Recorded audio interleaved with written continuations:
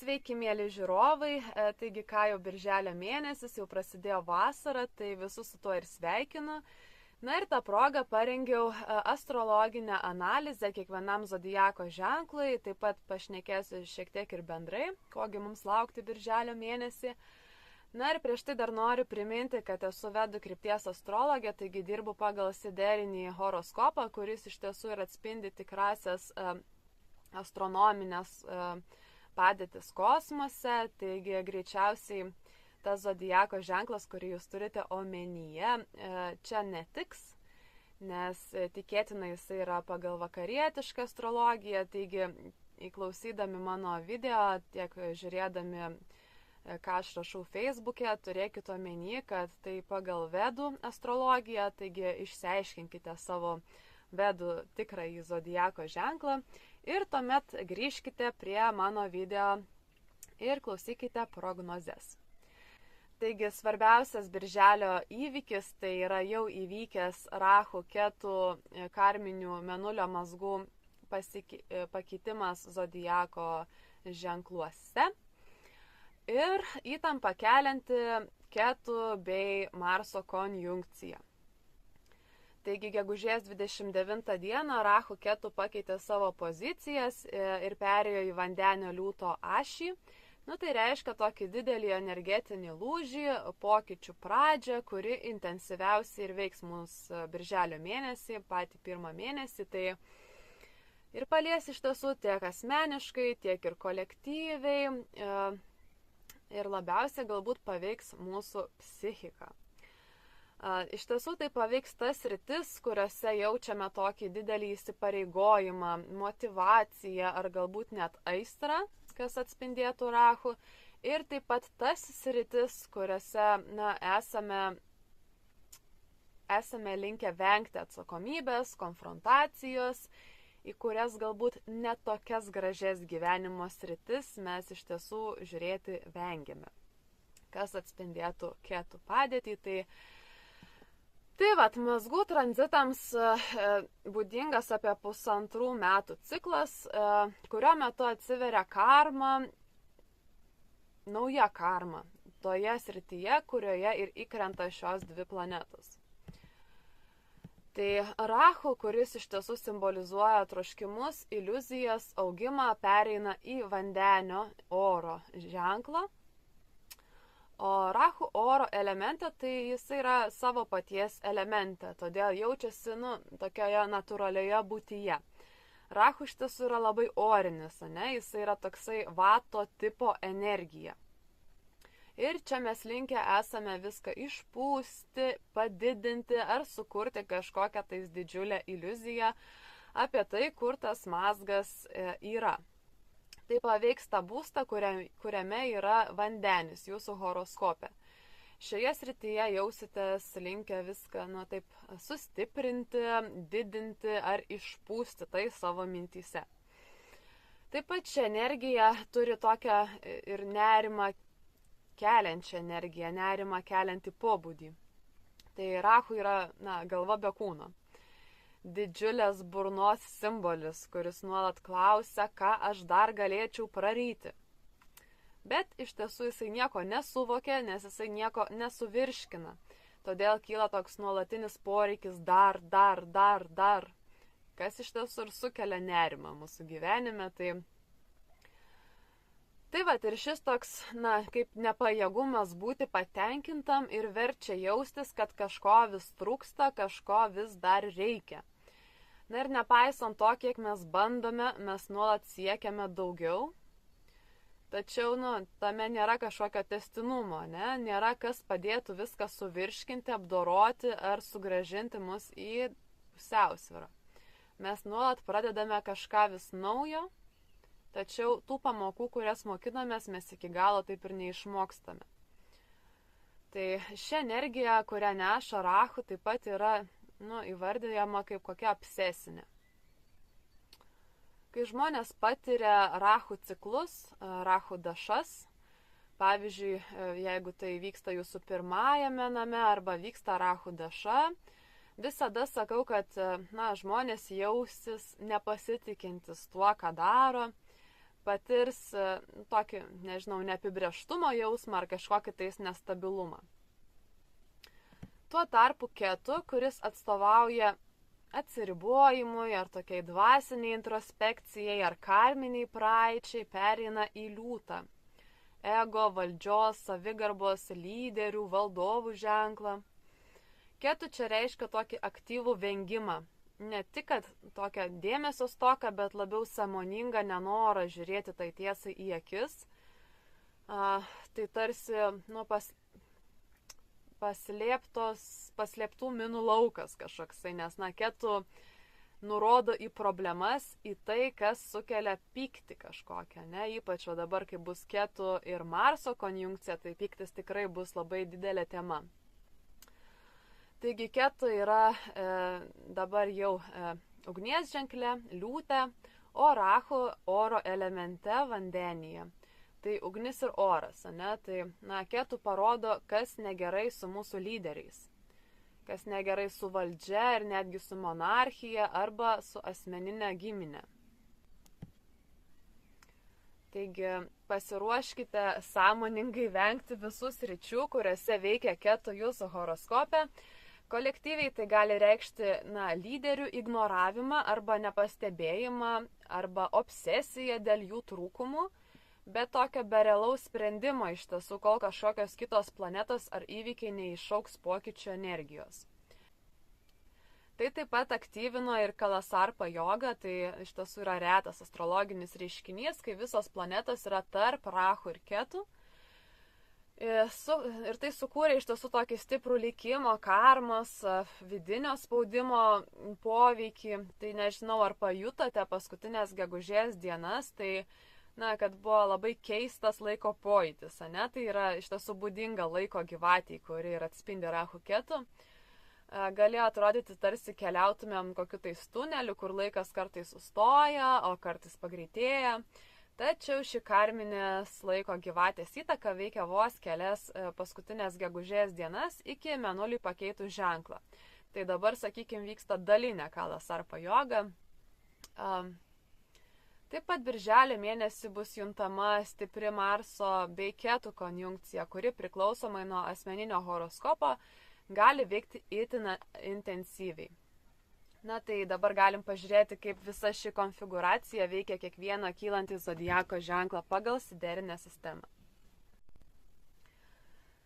Taigi Avinas, Marsas ir Ketu šiuo metu jungiasi jūsų 5-oje namų srityje, kuri atsakinga už protą, intelektą, kūrybiškumą, vaikus bei romantiškus ryšius. Šis laikotarpis gali paskatinti kūrybinį potencialą, naujas idėjas, tačiau kartu kelia grėsmę ir tokiai emociniai pusiausvyrai. Galite jausti didesnį pyktį, dirglumą ar net staigias nuotaikų kaitas. Jeigu turite vaikų, tai čia jie tiesiog gali būti labiau reiklus ir irzlesni ar net agresyvesni, tai nebūtinai apie jūs. Būkite supratingi ir kantrus, o planuojantiems nėštumą tai nėra palankus metas, nes planetiniai aspektai gali paveikti šią sritį neigiamai. Investicijos šiuo metu taip pat rizikingos, venkite finansinių sprendimų, kurių nesate iki galo apgalvoję.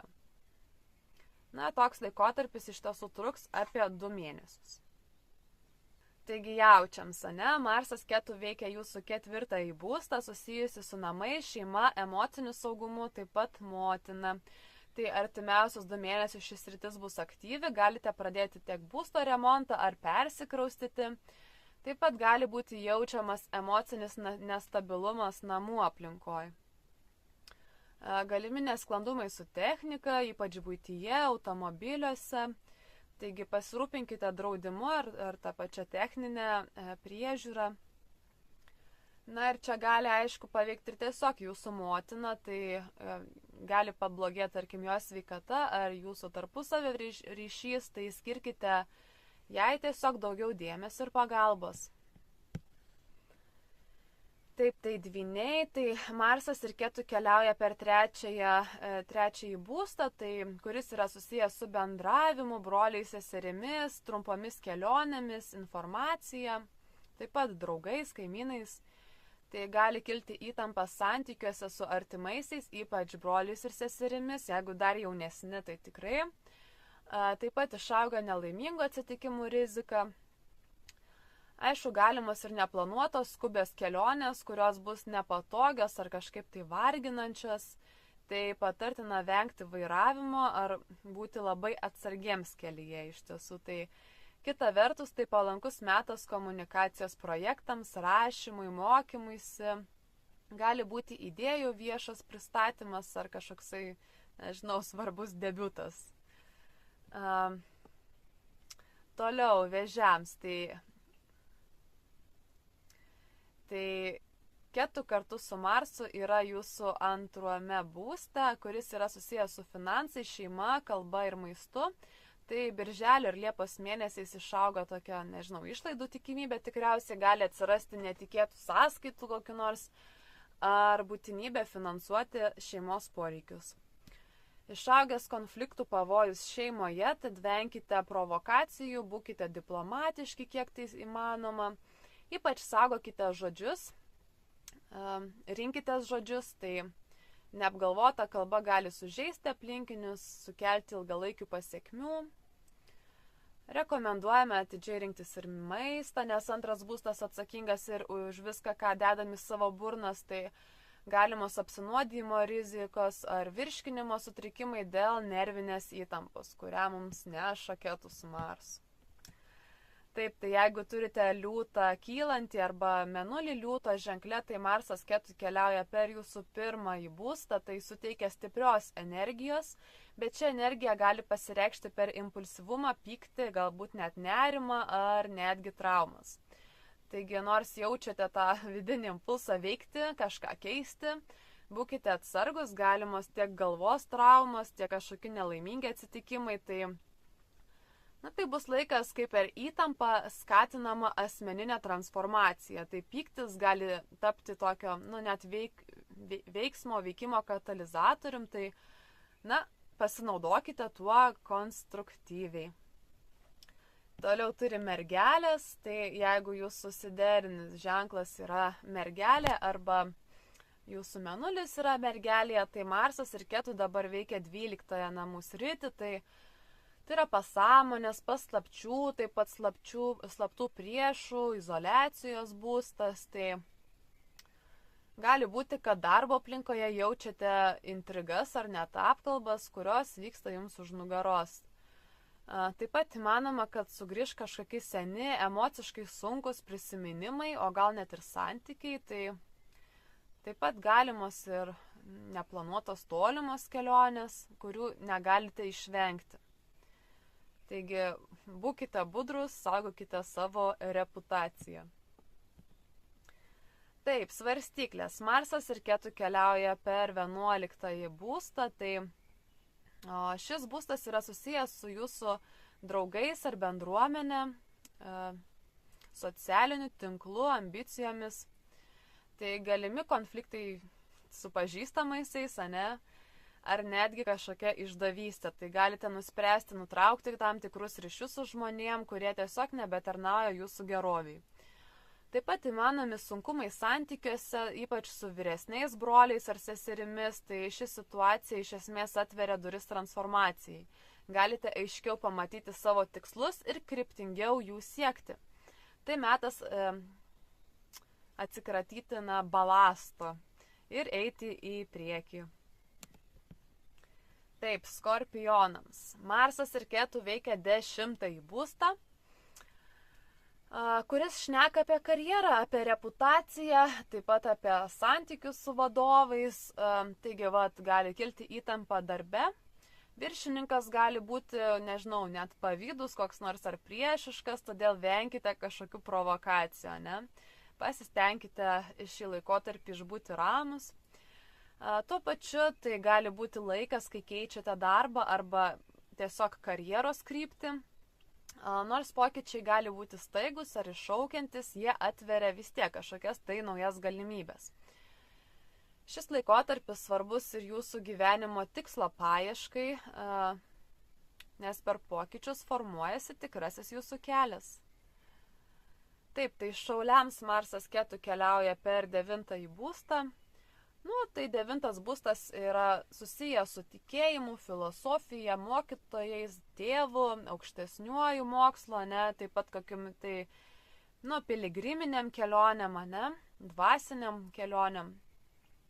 Tai gali keistis jūsų tiesiog įsitikinimai, vertybės ar dvasinės pažiūros.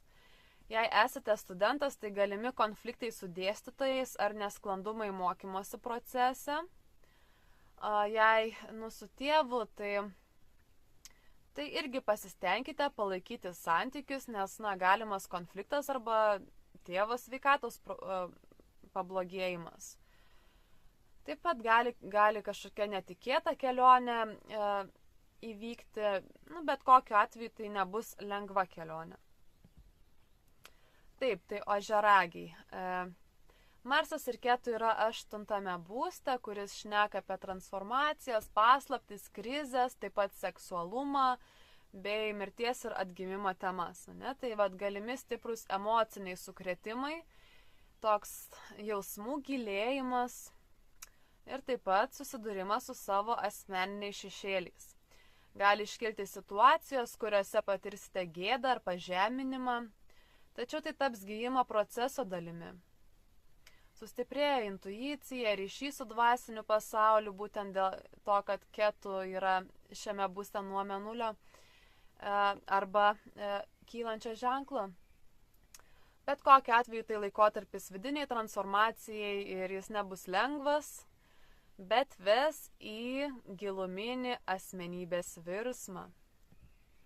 Taigi vandeniams Marsas Ketu juda per jūsų 7-ąjį būstą, tai santykių ir santokos bei partnerystės sritis. Jeigu esate santykiuose, galimi rimti konfliktai ar net išsiskyrimai. Jeigu ne, tai gali